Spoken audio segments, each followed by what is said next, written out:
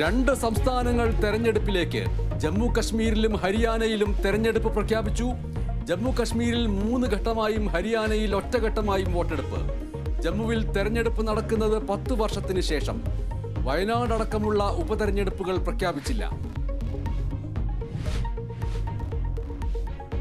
ദേശീയ ചലച്ചിത്ര പുരസ്കാരത്തിൽ തിളങ്ങി മലയാളം. ആട്ടം മികച്ച ചിത്രം, മികച്ച തിരക്കഥ, ചിത്ര സംയോജന പുരസ്കാരങ്ങളും ആട്ടത്തിന്. മാളികപ്പുറത്തിലെ പ്രകടനത്തിലൂടെ ശ്രീപദ് മികച്ച ബാലതാരം. സൗദി വെള്ളയ്ക്ക മികച്ച മലയാള സിനിമ. കാന്താരയിലെ അഭിനയത്തിന് ഋഷഭ് ഷെട്ടി മികച്ച നടൻ. മികച്ച നടി വിദ്യാ മേനോൻ. മികച്ച നടി രണ്ടാളുകളാണ്.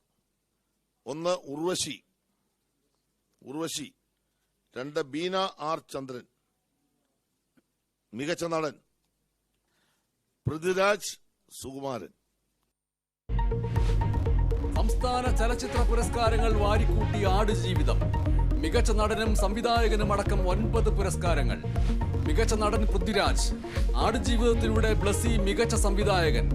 അവലംബിത തിരക്കഥ, ഛായാഗ്രഹണം അടക്കമുള്ള പുരസ്കാരങ്ങളും ആടുജീവിതം സ്വന്തമാക്കി. മികച്ച നടിക്കുള്ള പുരസ്കാരം പങ്കിട്ട് ഉർവശിയും ബീന ആർ ചന്ദ്രനും. കാതൽ ദി കോർ മികച്ച ചിത്രം. ഇരട്ട മികച്ച രണ്ടാമത്തെ ചിത്രം. വിജയരാഘവൻ മികച്ച സ്വഭാവ നടൻ.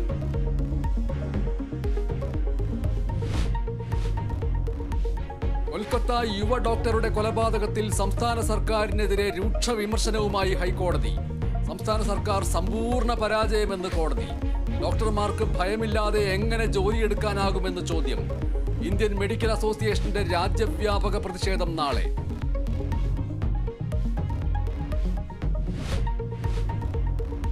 കർണാടകയിലെ ഷിരൂരിൽ അർജുനായുള്ള ദൗത്യം പ്രതിസന്ധിയിൽ. ഡ്രഡ്ജർ എത്തിക്കാൻ ഇനിയും സമയമെടുക്കുമെന്ന് കാർവാർ MLA. ദൗത്യം നിർത്തില്ലെന്ന് സതീഷ് കൃഷ്ണ സെയിൽ.